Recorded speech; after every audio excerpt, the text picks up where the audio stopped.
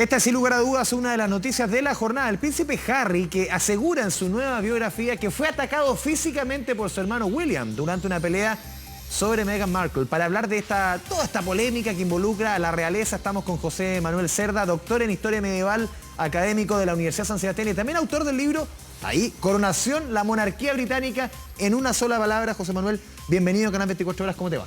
Muy bien, muchas gracias por la invitación. A ver, José Manuel, ¿cómo entender el contexto, no solamente del libro que va a salir, que ya salió en España, ya se va conociendo varios extractos, hoy día salió en el The Guardian, y también lo conversamos muchas veces, la serie que salió sobre ello? ¿Cómo entender qué hay detrás de esto, de Harry, todos estos mensajes, algo que siempre se manejaba esta información tan pétrea, y ahora estamos conociendo todo? Sí, bueno, yo creo que hay una mezcla de factores acá. Hay un asunto conocido, una receta conocida en la monarquía británica. Le pasó a la princesa Margarita, que fue, entre comillas, una segundona con respecto a su hermana, la Isabel II, que ejerció todo el protagonismo, todo el poder y quedó en la sombra. De hecho, el libro de Harry se llama En la sombra. Por lo tanto, él está mirando un referente anterior, está mirando lo que pasó con su madre, que también concedió una serie de entrevistas en los años 90 que fueron muy explosivas. La última que dio dejó... La última no dejó persona con cabeza, digamos, y fue una catarsis para ella, para la princesa Diana.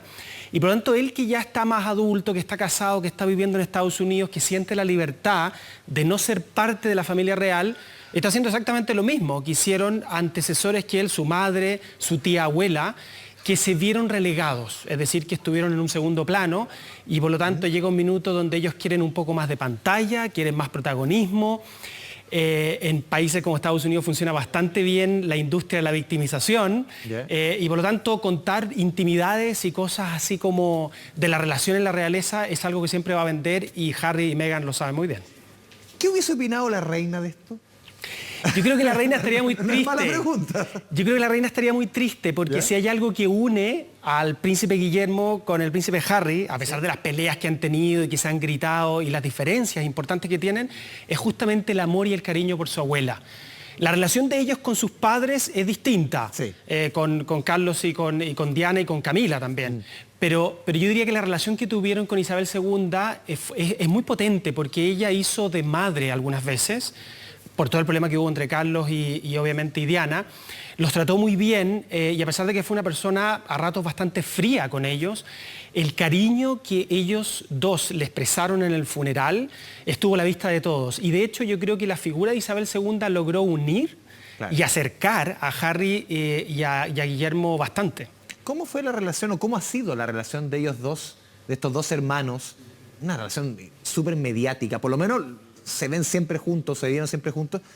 ¿Se llevan bien? ¿O siempre hubo, no es hablar de rivalidad, pero siempre entre los hermanos van a haber conflictos? Es normal esto que se agarran a coscacho, sí. no es novedad. Sí. Pero ellos, ¿cómo se llevan? ¿O qué se sabe de la relación de ellos dos? Porque nunca se ha hablado mucho de la relación de ellos dos. Sí, bueno, lo primero es decir que obviamente que los hermanos se peleen es una cosa totalmente natural. No.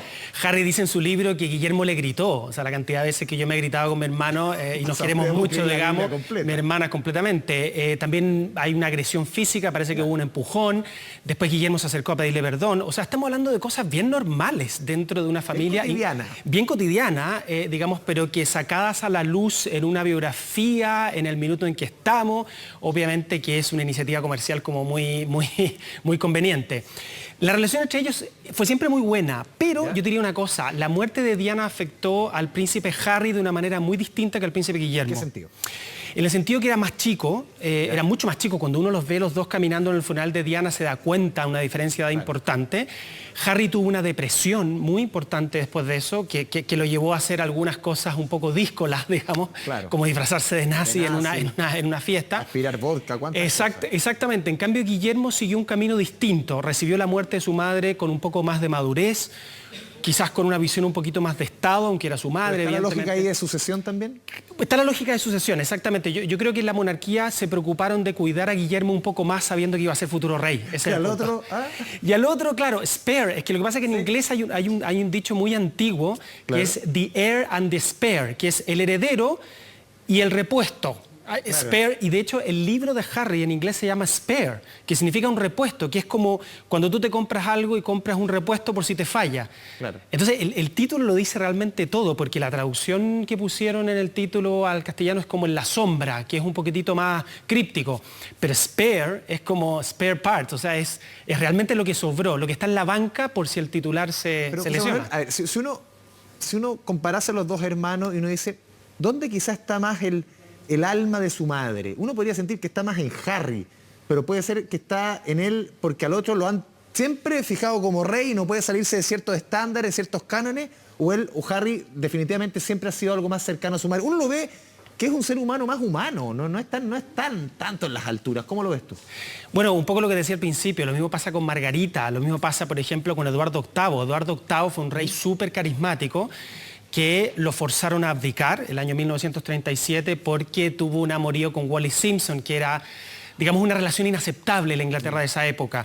Por lo tanto, si tú miras esos ejemplos del pasado, por eso que un poco, yo creo que es muy importante ver la historia, porque cuando uno ve el presente, todo le parece catastrófico, claro. Todo le parece que la monarquía va a entrar en crisis. La película completa, muchas cosas. Exactamente, por eso que la serie de Crown es muy importante, y yo en estos meses he estado escribiendo un libro, digamos, que se refiere justamente a la historia, al origen de la monarquía, para que las personas puedan entender todo lo que está pasando ahora, pero con perspectiva un poco más histórica. Intentamos justamente el libro que escribiste, ¿en qué profundizas? Cuéntanos un poquito de la historia. Sí, bueno, el libro partió justamente porque yo veía que la prensa me hacía muchas preguntas sobre la monarquía. Es un tema que genera bastante fascinación. En Chile siempre ha provocado fascinación la monarquía y la inglesa. Exactamente, pero especialmente la inglesa. Si tú te fijas, las otras monarquías, por ejemplo, la monarquía de Bélgica, hay gente que no sabe que hay reyes en Bélgica, o Holanda, pasan completamente desapercibidos. La monarquía británica genera una fascinación especial y eso tiene que ver con sus ritos, con sus protocolos, con sus tradiciones. Entonces yo quise escribir un libro sobre la coronación, no solo porque se viene una coronación el 6 de mayo, sino que porque la coronación resume la monarquía británica. O sea, es una muy buena forma de ver toda la historia, el origen de la monarquía, todo el sentido, y explicar por qué la monarquía británica genera esa fascinación. O sea, en ese rito se entiende todo lo que estamos hablando. Todo, prácticamente todo. Por eso que el libro toma como foco el rito de coronación, que es un rito que puede durar 2 horas, pero en el que se resumen 1000 años de historia, de sucesiones dinásticas, de conflictos. El libro, de hecho, está lleno de anécdotas. Lo escribí, en el fondo, para todo público, pensando justamente en que las personas quisieran el próximo 6 de mayo enterarse de lo que están viendo, entender todo este ceremonial. Realmente no menor, José Manuel. Es 6 de mayo y la reina muere el 6 de octubre, ¿fue? En septiembre. ¿Septiembre? Bueno, septiembre, pero pasan, no sé, 7 u 8 meses. Para entender un poco también, hay todo un rito que hay que cumplir. O sea, no es que se muere la reina y el caballero asume oficialmente en 2 semanas después. No, aquí hay todo un protocolo. Bueno, hay que decir que cuando muere la reina, en ese instante Carlos III ya es rey. De hecho, voy a esto más protocolar. Quizás. Exactamente. Lo que hace la coronación en el fondo es visualizar, o sea, publicitar la autoridad que Dios, entre comillas, le confiere al monarca a través de símbolos, el cetro, la vara, los anillos, la corona, digamos, las vestimentas que se le ponen. Esas cosas no son un show, no es un circo, es la forma en que la monarquía muestra visiblemente cosas que tú no puedes tocar, que es como la delegación divina del poder, eso no lo podemos ver con nuestro ojo. Entonces, se hace visible en el rito de coronación. Claro. Y por eso que el rito de coronación encarna esos 1000 años de historia, resume la monarquía, y además viene de la época medieval. O sea, Ricardo Corazón de León, esto es lo fascinante, Ricardo Corazón de León fue coronado con el mismo rito que todos nosotros veremos en televisión el 6 de mayo. Eso no pasa en ninguna institución del mundo. O sea, yo diría, ni siquiera la Iglesia Católica ha conservado tanto tiempo de manera más o menos intacta sus ritos y sus tradiciones. Tocas también en el libro, José Manuel, si nos puedes explicar también, sí o no, por lo que tú mencionabas antes, ¿por qué genera tanto la corona inglesa? No solamente en Chile, en buena parte del mundo, porque no es la única realeza. Claro, algo genera y generó en su minuto en España. Claro. Y también tiene que ver con un tema también de que fuimos colonia. Herencia, exactamente. Sí. Pero ¿por qué genera? Hay tantas realezas, pero es la inglesa la que genera el 99% de la expectación. Sí. Bueno, yo creo que hay 2 explicaciones, una histórica y una actual. O dan espacio para que sea la más comentada. Claro, no, yo creo que las otras monarquías también dan mucho espacio, dan varios escándalos, lo que pasa es que no salen tanto en la prensa. Mira, hay 2 razones históricas. Uno es que el reino de Inglaterra viene de hace 1000 años. En cambio, los otros reinos son reinos relativamente jóvenes. O sea, las monarquías, por ejemplo, de Bélgica y Holanda no tienen más de 300, 400 años, entonces no tienen tanta tradición. El caso de Francia, Francia podría ser una monarquía con mucha tradición, pero ya no hay monarquía en Francia, Claro. porque en la Revolución Francesa le cortaron la cabeza a los reyes y terminó con la monarquía. España es una monarquía relativamente joven, porque en la época medieval habían distintos reinos, Navarra, León, Castilla, que se unen y se proyectan en el Imperio Español en el siglo XVI. Entonces también es una monarquía que tiene menos tradición, que tiene menos historia, por así decirlo, aunque tiene una historia súper gloriosa y muy, muy importante. Y la segunda razón, un poco lo que te comentaba antes, y que es la esencia del libro, ¿no es cierto?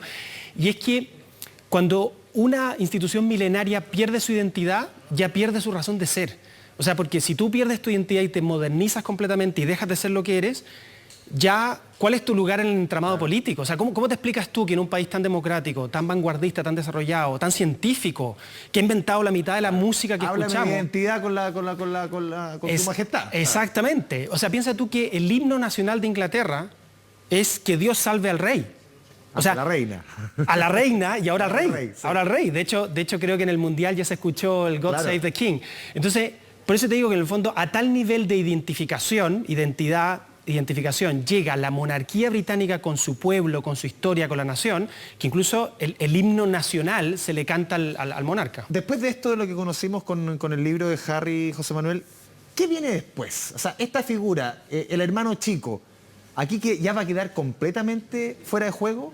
Aquí ya todos lo van a mirar desde la familia, no, dejémoslo guardadito, porque cualquier cosa Claro. que hagamos va a andar el sanguchito de palta. Claro, usando términos futbolísticos, ya que estuvimos en el Mundial hace poco, estaba en la banca. ¿Ya? ¿Y ahora? Y yo creo que ahora Nominado. el entrenador no lo va a llamar a la siguiente nómina. Yo creo realmente porque yo creo que Harry y Meghan se están dejando llevar por una intuición.